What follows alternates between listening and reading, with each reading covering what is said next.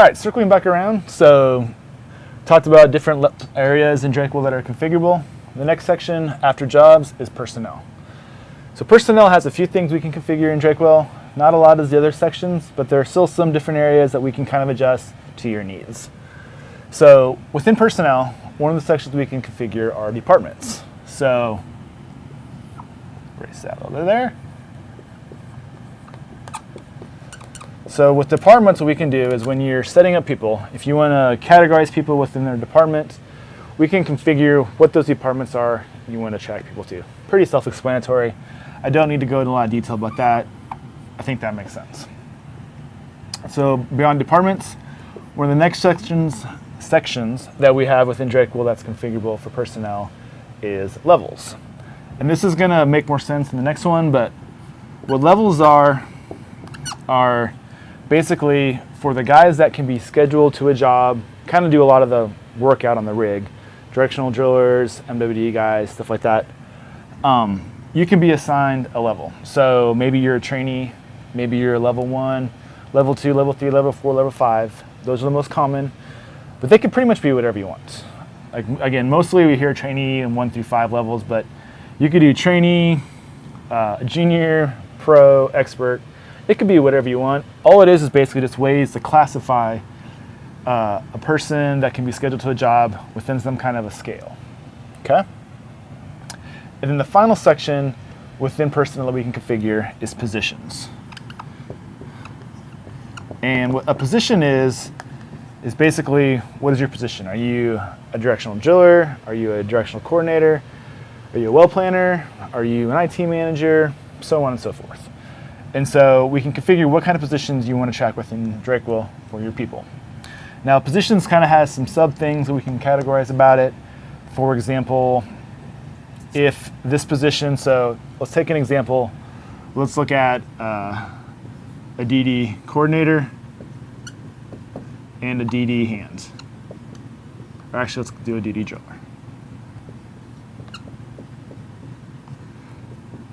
So these two different positions, one of these, so a coordinator obviously is going to be the guy that's going to be setting up the job.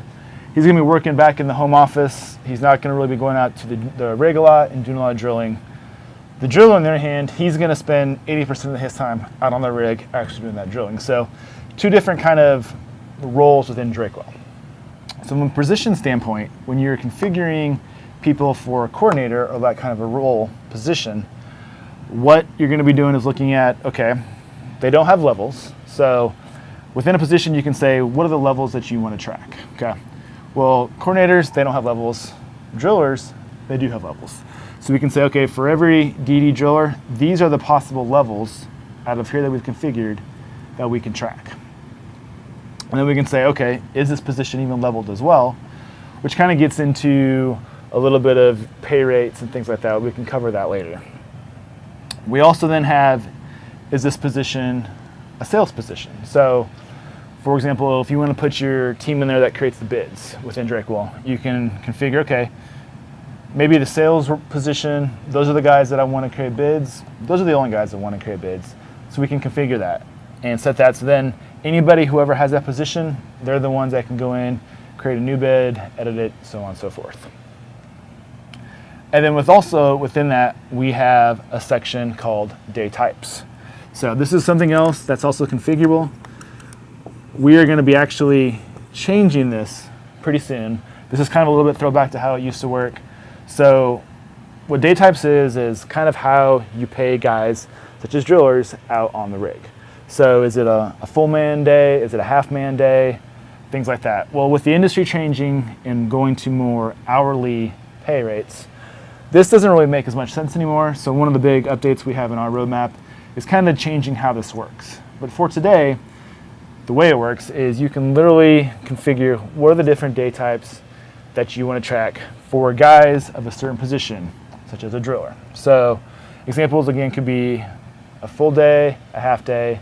If you want to actually get more specific and say, okay, I want to track a full day night, you could do a full day day, so on and so forth. You can use it to kind of provide some granularity on the different day types. And when it gets into pay rates, a combination of a day rate and a level for position This is not configurable, but this is what kind of makes up how pay rates are determined.